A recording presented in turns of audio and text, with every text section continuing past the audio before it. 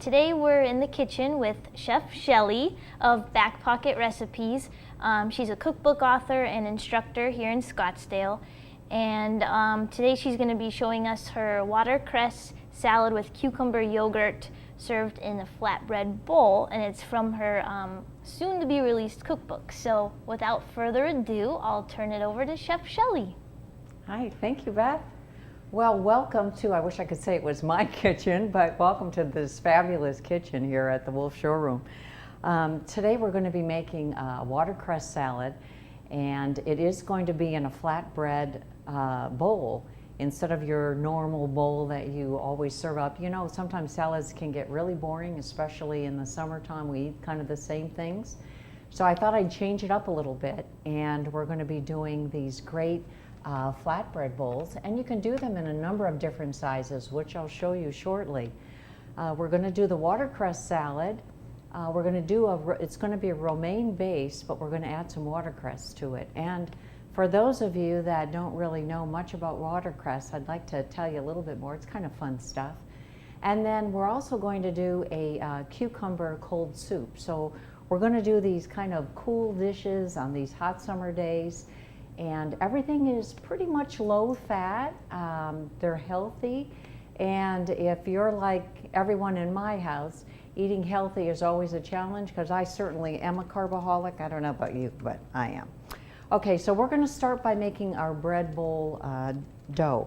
And what I did is, when it comes to flatbread, it's kind of a neat thing. The reason why I wanted to do this flatbread cookbook, which is going to be called the Skinny Bread Cookbook, is because it's the time is pretty short in its preparation, doesn't take a lot of rising time, or if you're like a lot of us and don't have time to make the dough from scratch, you can always go to your local pizza parlor and ask them if they'll by chance give you some frozen bread dough. Or certainly there's a lot of supermarkets these days, even like Whole Foods, that has frozen pizza dough. And if that doesn't work for you and you don't want to really go and ask anybody, there's always the Pillsbury version. Now, I did pop this a few minutes ago, otherwise, because I kind of get jumpy. You can also use their pizza dough, which comes in the can, and it's very easy to put together and to work with as well. It does rise, and you'll see here, we can do a little comparison here. I'm just going to kind of knead it. And it needs to warm up. Once it warms up, then the dough will become more elastic. So that's our little Pillsbury dough. Then our pizza dough that I got from our local pizza parlor, I had it frozen, which is an awesome thing to do. And then I take my, my dough, and I've made them in probably, each one of these will make maybe a 10-inch round pizza, or in this case, it's going to be the bread bowl. And I put it inside the plastic bag, another really easy thing to do, and let it rise, which you can see it did here. So now I'm going to take one of my doughs out of the bag, and it's pretty airy.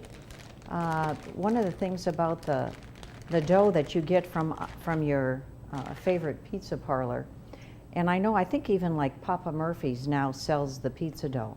But this is it. As I'm working with it, I can just feel the bubbles and the elasticity in it. Okay, now to make our bread bowl, and again, when I was saying that it was healthy, unlike a tortilla bowl that you'll take, you know, a tortilla, and a lot of times they're deep fried, we're going to bake ours. And you take a bowl, you put the bowl upside down, and I'm going to put some Pam spray or any kind of a cooking spray on it, so the bread bowl, when it bakes, it won't stick to the bowl. And I'm just going to stretch this dough out. And I wish I could do the thing that they do in all the pizza places and like flip it and stuff, but I don't think Beth would. I don't think she'd be really cool. You know, like I even tried this when I was making the dough, and I was like, how do those guys do that? As long as I don't have to clean up. It's definitely not my thing, but I do like stretching it more so than rolling it out with a rolling pin. If you don't have the patience to do it this way to stretch it, you can definitely use a rolling pin, which I did bring today. But one of the things I like about stretching the dough is it doesn't take a lot of the air bubbles out of it. And you can see here now what I'll do is I'm going to put it on the bowl like this, and I'm going to stretch it out. Now if you get holes in your bowl. It's okay. It's a holy bowl. No, I'm kidding. But we can just pinch them shut. And then I'm just going to stretch it around so it'll make the bowl shape. And you just kind of keep working with it and stretch it around until you get to the shape that you like. And you know, it's a rustic looking thing. You know, it's not going to be anything that needs to be perfect, which I like. I don't like perfect. Okay, so that's pretty much going to be our little, this is the larger bread bowl. And this one you could use, you know, which like this one, when it came out of the oven, I used the same type of, it's a Pyrex glass bowl. You could use any kind of an oven-safe bowl. And I just put that on there, and then this is what it looks like when it comes out of the oven. Okay, so we're going to put that there. Now next, if you want to be a little fancier, if you don't say, oh, well, I don't want to do like a big salad, or I'm going to do, have some people over and I'm going to be grilling, you can also take, this is happens to be a ramekin, but you, again, any type of oven-proof, smaller bowl will work. And I'm going to take my other thawed dough. Could you do that with puff pastry at all? You probably could. I don't see any reason why you couldn't. It would be great for desserts. You wouldn't have to use it this way though. The puff pastry would fit inside. Oh, okay. Really well, and you could use either some kind of weights just to keep the bubbling down. That's the only not a negative thing, but because puff pastry is a buttery, flaky layers and layers of dough, a lot of times it'll get bubbly and won't stay flat. Whereas these, you can see on the inside, I didn't use any kind of weights, so they stayed pretty flat. So when you're doing your salad, now this guy's too big, it'll fit in there really well. You know, you could certainly put your, you know, sometimes they'll serve you, you know, a lot of times you'll see your soup in the bowls as well. Oh, so right. See, if I was serving an appetizer, when we get to the salad piece of it, I'll put it in there, and then you guys can kind of decide if you want to make the big guy as your entree, or if you want to do the smaller guy. But that's really all that there is to it. I mean, and now all we do is just take it and put it right into the oven. I'm going to move these things aside.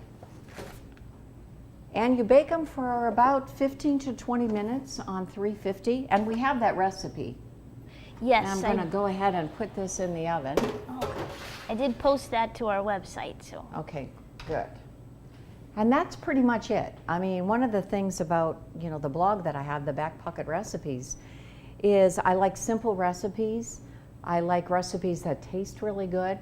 And one of the things that Beth and I, that we were talking about, you know, your go-to recipe source, that's where I kind of came up with that name, is saying that, you know, you can kind of keep it to your recipes that you go to all the time.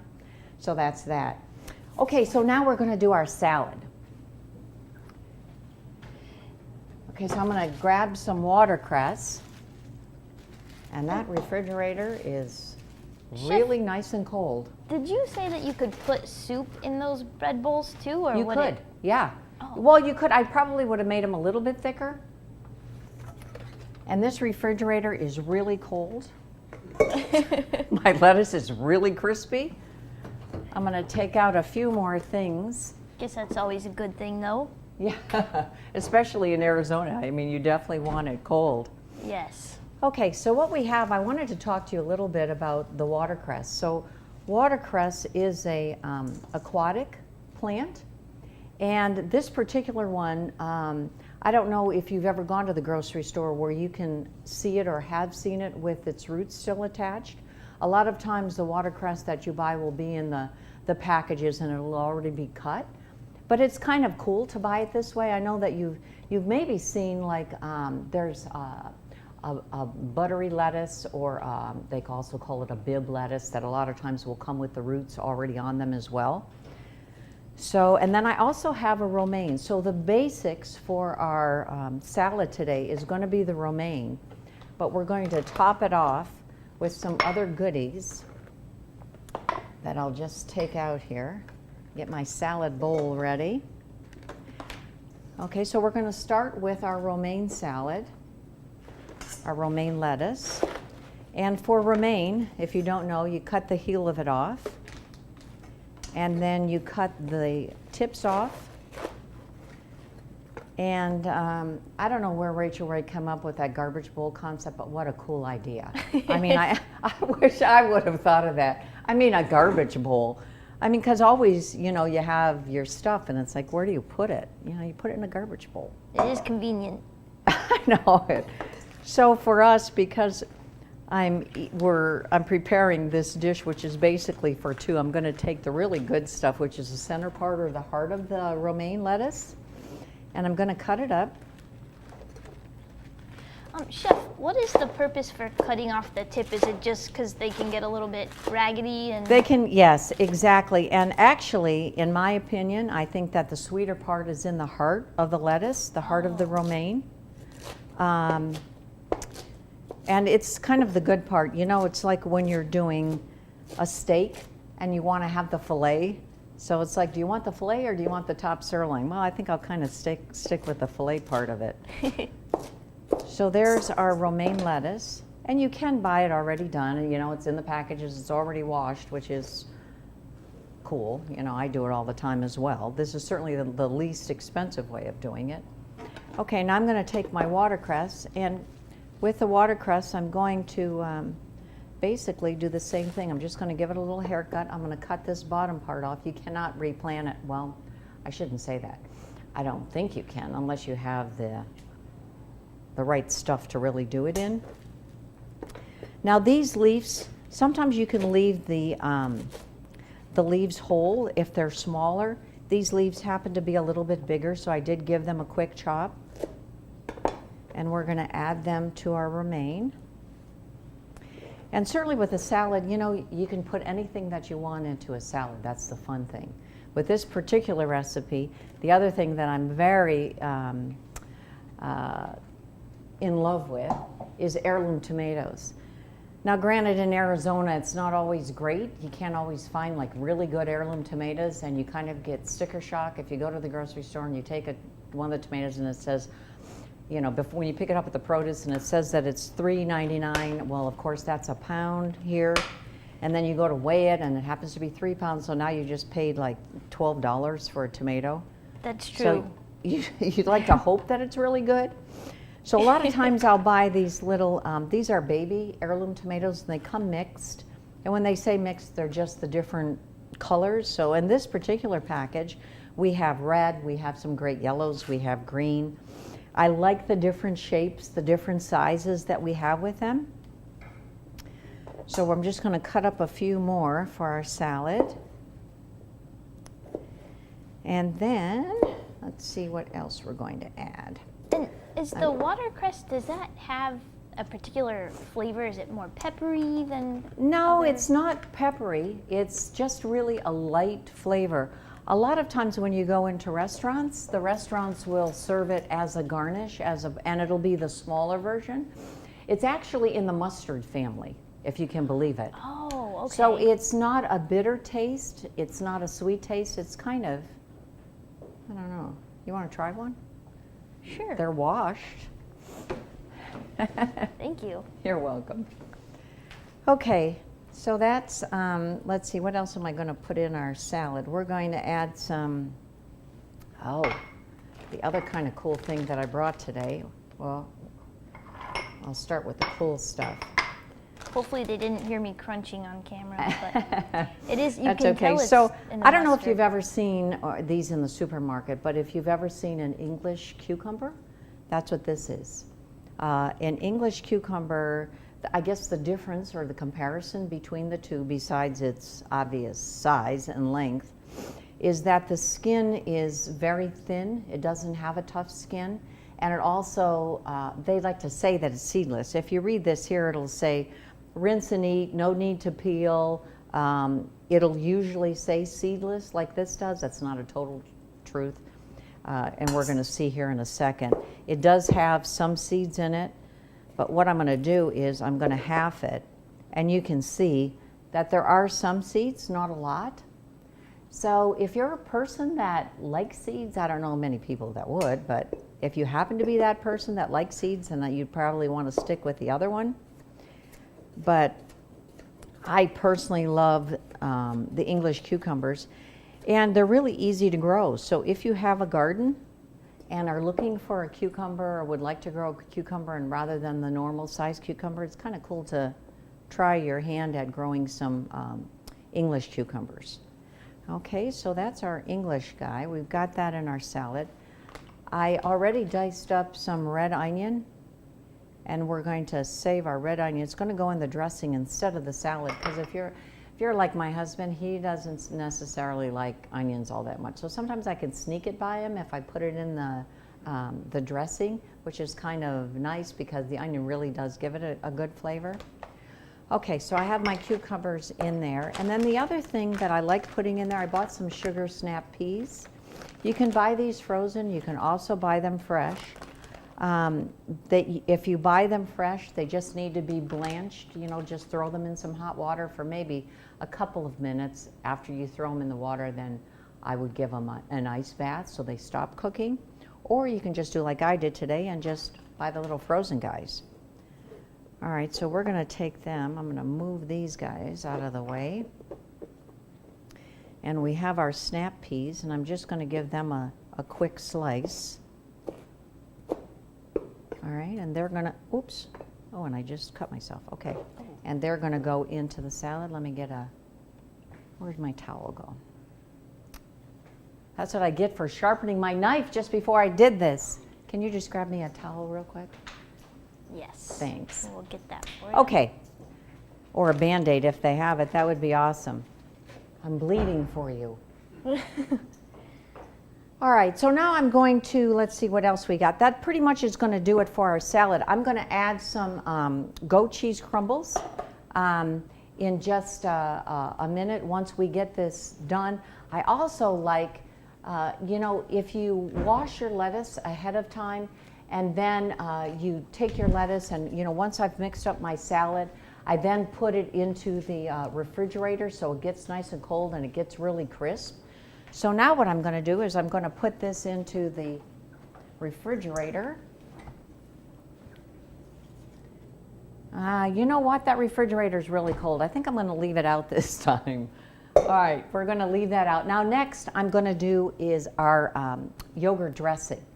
This is a great low-fat dressing. What I did is I bought some plain yogurt. I bought the 2%, which is great because it is low in calories. I'm going to get a bowl here to do our dressing mix.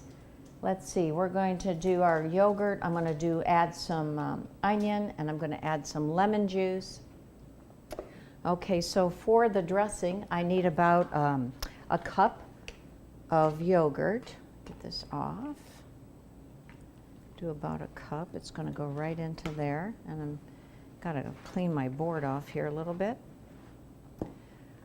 Okay, now I'm going to do some lemon juice, and I do maybe like I like things that are a little lemony. You don't have to, but I'm going to do it here. I'm going to add a little bit of lemon. We've got a Band-Aid here for you so you don't get that lemon so I don't juice. bleed everywhere. All right, great, thanks. Nothing like a chef that cuts herself. Happens Awesome. to the best of them, I'm sure. Well, you know, it's funny because what I did is I sharpened my knife just before we came. So we'll just get rid of that thing. All right, good. Okay, so next we've got that. I've got my lemon juice. We're going to add a little onion. We're also going to add, I took some of that English cucumber and I diced it up. We're going to put some of that into our dressing. And let's see what else we're going to do. I'm going to finish squeezing a little more lemon.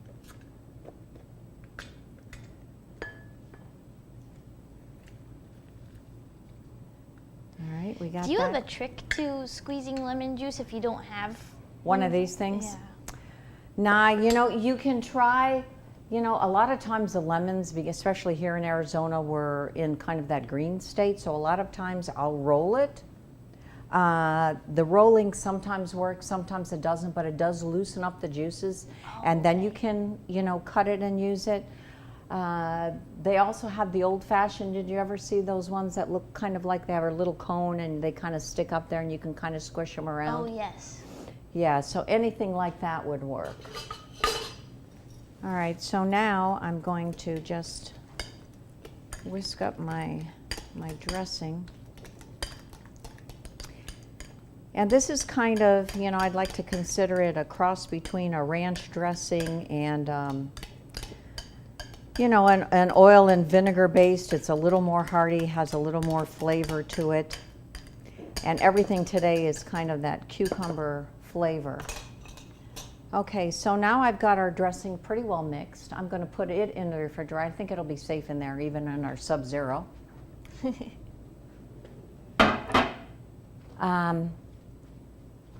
And then, let's see, next we're going to do, and I've got our goat cheese, which I don't want to forget. You know, a lot of times we'll use feta cheese, and a lot of times people will say, well, I don't necessarily like goat cheese. I think you'll really like it if you find it that when it's crumbled like this. So I'm going to put it here right on top so I don't forget to use it. And then we're just going to add our dressing to that, and then we'll be done with that. All right, I'm going to check on our little bread bowls. Ooh, looking good. They smell good. Let's see here. Do we have another towel by chance since we... Yes. Thanks. Thank you. All right, so bear with me. I'm doing one more Band-Aid. All right. Okay, cool. All right, so now I'm going to take... On the knife subject, how often do you have to sharpen them? Well, obviously not as often as I do, but you know, one of the things, it's funny because I had told my husband when, because we've just been married for a couple of years, when I told him that I needed to kind of inspect the kitchen before we were, you know, once I started cooking and, you know, I was going over to his place more. And I said, okay, Bob, listen, one of the main things, the first thing we have to do is we need to go get you a set of knives. Thank you very much. And so that's what we do. So, you know, you need to have a sharp knife. When I teach at Sweet Basil, you know, over on Scottsdale and Shea in Scottsdale, all the knives there are very dull. I think because they're afraid that the students will do what obviously I did. I'm going to put this right over here, and I'll bring it back over there because my board will be too hot. I've managed to do it with dull knives, so. Exactly. Okay, so I'm going to bring these guys over here so you can see them. So here was our first one. This was the little one. And you can see here, hopefully it'll come off. Come on, baby. There we go. You can see how cool it is. They'll smell so good. Doesn't it? I mean, isn't it more appealing that as an incentive to eat salad? I mean, certainly you have to eat the bread bowl as well, but it's kind of cool to be able to have it in something other than just the normal salad. You know, everybody always tells me, oh my gosh, it's always so boring to have the salads. And here is our other one that came out of the oven, and it too is steamy. We'll put it here on our little bread plate. Okay, so now, one of my favorite cool soups is this cucumber soup. We're going to do that next. All you need for this is a blender. By the way, you've noticed that other than the stove that we lit today, we're not really, there's no cooking per se involved. The bread bowls, if you want to make in advance and you have Tupperware big enough, you can certainly make the bread bowls in advance. They probably will stay for maybe up to a week. So you can make those ahead of time, so as you come home and, you know, you can change it up. You could do the big bread bowl as your entree one night, and then a couple days later you could do the smaller one with a different type of salad. Okay, so next. That's so great for summertime in Arizona too. You don't want to Yes. turn your oven on. Exactly. Okay, so now we're going to go back to our English cucumber. We're going to start with this, and we're going to use one whole cucumber. Now, even though the grower says it's not necessary to peel it, for this application, I think you'd like to peel it. At least I do, because it's going to go into our soup. and I want the soup to be clearer than not. Our garbage bowl. And I'm going to cut it like that, and I'm just going to see if I can slice it without slicing off my finger. So it's not necessarily a texture thing, it's just you want No, a it's clearer... just mainly because of the dark color. But you know, it's so much thinner. The skin is, I think, is so much tastier than a normal one because it's not as thick. And you know, a lot of times the thickness also makes it bitter. English cucumbers really are not have no bitter taste to them really at all. Oh. Which is also kind of cool. Have you ever eaten that when the cucumbers and they've been kind of bitter and it's like, oh man, this doesn't taste really all that good. Okay, so these are just going to be a rough chop because they're going to go into our blender. I'm going to peel this side.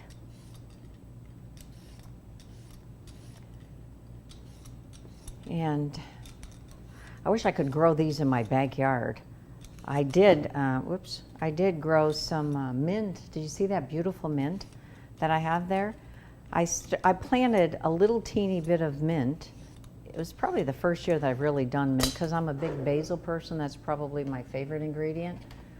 And when I did that tomato mozzarella cookbook, which was the last cookbook that came out, I was really into eating and preparing a lot of dishes that had mozzarella and basil in them, and of course tomatoes. That's where the heirloom tomatoes, I became kind of the heirloom tomato fanatic.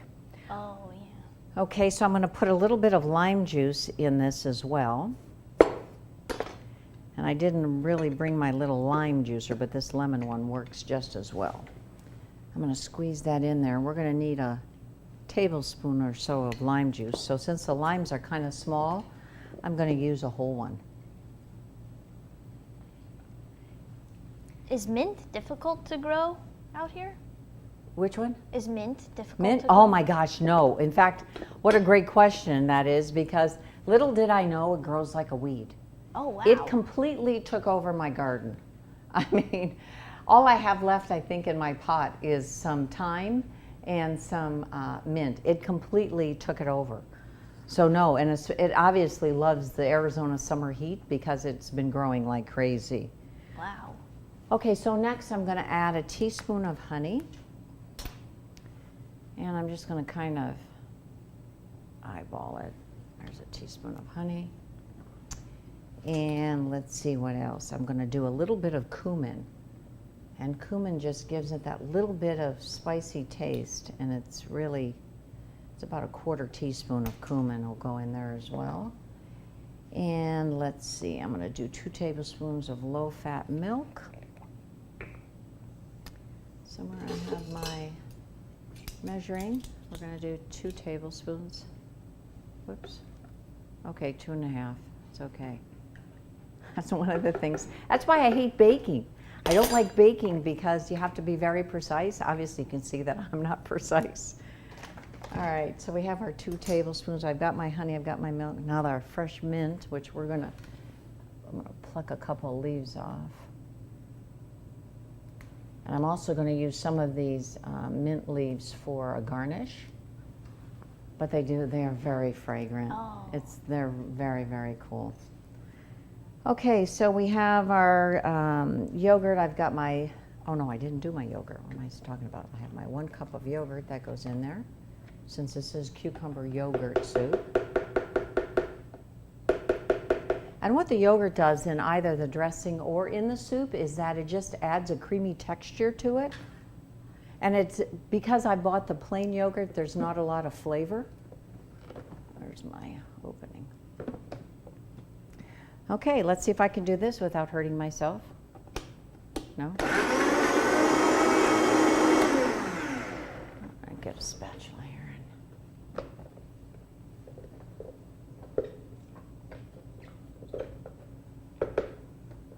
Try this one more time.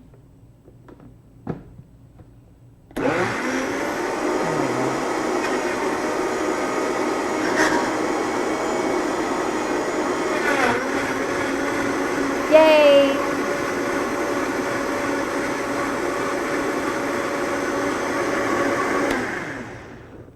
Okay, cool.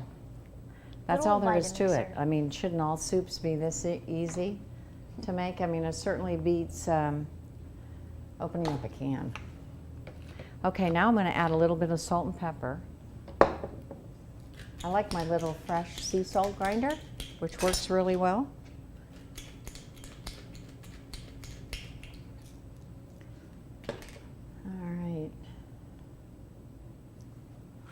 All right, I'm going to give this one more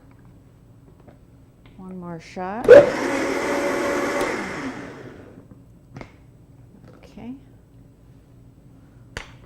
All right, now I'm going to do the favorite thing. Ooh, yum.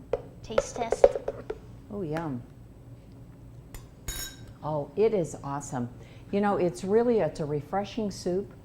It's a soup that I think your entire family will like. What can I tell you? It's good. All right, so I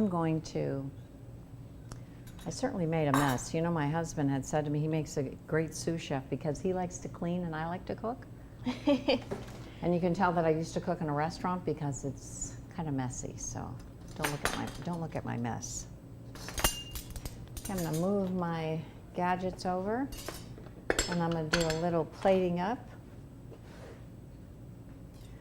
Move the bad knife over. All right, we've got our salad. You guys can see this. The salad is awesome looking. I'm going to move over here. I'm going to take a few of our little bowls and put them here. I thought we could do our 2 bowls so you can see which size bowl that you like. I'm going to get my dressing, which I believe I did put back here. And I'm going to mix this up just a little bit more for my dressing. For the soup, could you use a food processor or a immersion blender? Yeah, absolutely. Well, the immersion blender wouldn't necessarily work because of the cucumbers. Oh, okay. You know, because of the, they're just too coarse.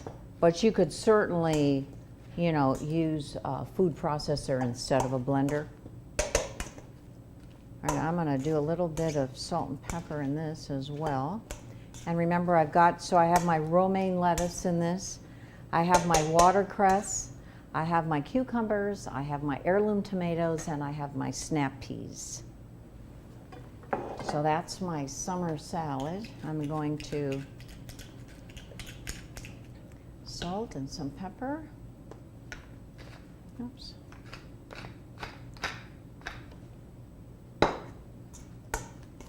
I'm going to mix that up a little bit more. Now I'm going to take my bread bowl and fill it up. I think I have enough here that we can do both with it.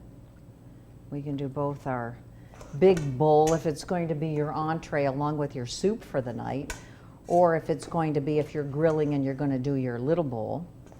Either one will work great. Put this in here.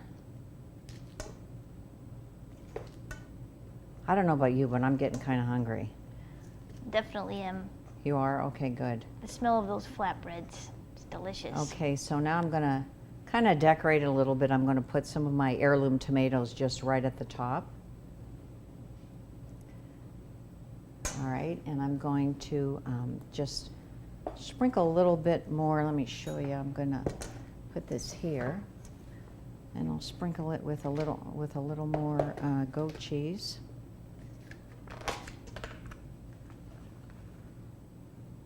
For the dressing, right on top. And I'm going to do the same thing with my little baby. Oh my gosh, speaking of little babies, so I got a puppy in January, Oh. a Havanese. And because I'm into golfing now, of course his name is Bunker. He's so cute. He just turned 6 months old. Oh, goodness. But I also have Yogi, who's on my blog, so I don't want to leave Yogi out. So, oops, I want to put some goat cheese on that. So our Yogi Bear, He's famous because he's on Back Pocket Recipes. He does Yogi's tips.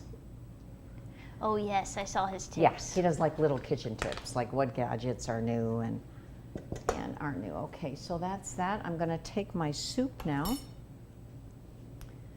I don't know if I trust myself. I better use a ladle. I guess I could pour it into the bowl so you guys can all see what the texture is. Move my things out of the way. I'm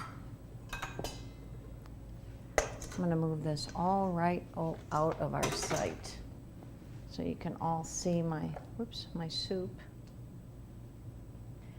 Now you can take this soup and you can chill it in your refrigerator. I would say you should chill it for start maybe with 2 hours, but you could also make it the night before. It's great 24 hours later, again when it's sizzling hot, which by the way, I heard that it's supposed to be like 99 degrees here by the weekend. This would be a great dinner. This cucumber and yogurt soup, along with our watercress salad and our yogurt lemon dressing in our bread bowls. Yum. So now I'm going to taste a little bit of the yogurt soup as well. And I'll show you what I do then, is I can put it in your soup bowl. And we can put the soup, maybe it'll fit right in the middle. And I'm going to garnish it with a little mint leaf. And I'm going to use one of these cute little guys, little petite one. There we go. A spoon. A little bit of taste. I think you're going to like it. Everything looks amazing. It looks really good. Well, thank you so much to Chef Shelly and of course SubZero Wolf Showroom Kitchen. And her recipe is on our website, FoodiesLive.com. Also check out, she has a ton of great recipes on her website, backpocketcooking.com. Backpocketrecipes.com. Okay. And don't forget about the Skinny Bread Cookbook too, coming out later this summer. Yes, be on the lookout for that. And we'll of course be back next Tuesday, or sorry, the show is moving to Wednesday tomorrow, or next week. Just next week though, 3:30, same time. So join us then.